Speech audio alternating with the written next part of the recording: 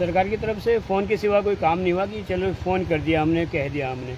पर मुझे लगता है कि चौथे दिन और इससे बड़ा हादसा आज तक सिरमौर में हुआ नहीं है, कहीं पर भी नहीं।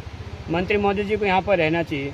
हमने पहले भी कहा कि मंत्री महोदय जी अभी कांगड़ा मंडी वाले आपको हो सकता है कंधे पे उठाएं, लेकिन लास्ट में तो सिलाई वालों को उठाना पड़ेगा।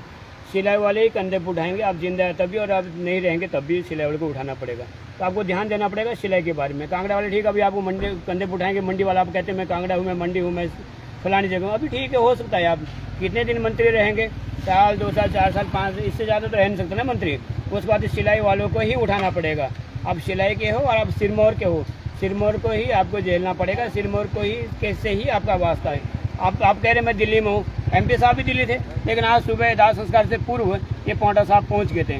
तो आपको भी आना चाहिए था, आपको देखना चाहिए। बाद में आपके जो कार्यकर्ता उनको बुरी लगती है कि नाथुराम हम ऐसे बोलते, मजबूरी है बोलना। पहले आपके कार्यकर्ता बोलते थे अरे हमें अब वोट दे दो, एक बार मंत्री बन दो, मंत्री ऐसा करेगा जैसा कभी किया ही नहीं। और सच में मंत्री ऐसा ही करा जैसा कभी हुआ नहीं, जैसा कभी किया नहीं। यहाँ पर स्टोन एशिया की सबसे बड़ी चूना पत्थर मंडी है, करोड़ों रुपए का नुकसान रोज का हो रहा है।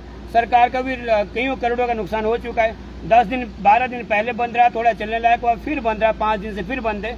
आप शुद्ध नहीं ले रहे हैं, आप केवल उसमें शुद्ध लेते हैं। लोग जब चुनाव होते हैं आप सबको बोलते हैं माइने ऑनरों को नहीं लगाओ, पैसा करो कि ये करो वो करो, जिताओ मेरे को। और जीतने के बाद आप कहते नहीं मेरे को अभी कांगड़े वाले कंधे उठा रहे हैं, अभी मंडी वाले कांगड़े कंधे उठा रहे हैं, अभी कुल्लू वाले कंधे उठा रहे हैं। भाई साहब मंत्री महोदय, सिलाई वालों को ही लास्ट में आपको कंधे पे उठाना पड़ेगा, सिरमौर वालों को आपको लास्ट में कंधे पे उठाना पड़ेगा।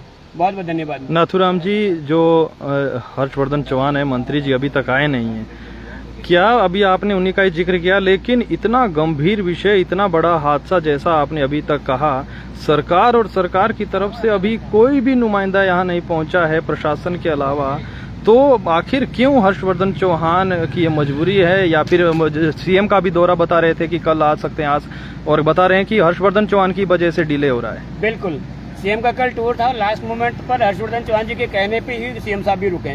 उन्होंने कहा कि मैं अभी हूँ नहीं, मैं अभी पहुँच नहीं पाऊंगा, जबकि ये होना चाहिए था ठीक है मैं बहुत बिजी हूँ, लेकिन CM साहब आप चले जाओ, क्योंकि वो सुक्खू साहब तो CM है और हर्षवर्धन जी सुपर CM है। तो ठीक है, सुपर CM को थोड़ी तकलीफ होती है, तो सुपर CM के पास समय नहीं होता तो CM को तो आने देते, सुपर CM बाद में आ जाते। ये बहुत दुखद है लोगों का। यहाँ पर आप हालत देखिए, आप पूरा सिरमौर यहाँ जुटा हुआ है पिछले 4 दिन से, लेकिन मंत्री महोदय जिन्हें सब देखना चाह रहे वहाँ पर आ नहीं रहे। ठीक है, उन्हें डर लगता है, डरपोक है, उन्हें लगता है कि मुझे पता न लग जाए, मुझे कोई दिक्कत ना आ जाए, वो एक अलग इश्यू है। अगर आपको डर लगता है तो ठीक है, आप सचिवालय में बैठे रहो वहाँ पर। आपके DC साहब को भी डर लगता है, DC साहब भी थोड़ी देर के लिए, आधे घंटे के लिए आए, उसके बाद वो भी चले गए, क्योंकि उन्हें भी बहुत डर लगता है, वो भी बहुत डरते हैं, और इसीलिए उन्हें भी आना चाहिए था। लेकिन ना DC महोदय ना मंत्री महोदय, उन्हें यहाँ रहना चाहिए था, उन्हें यहाँ पर आना चाहिए था। ठीक है सर, धन्यवाद।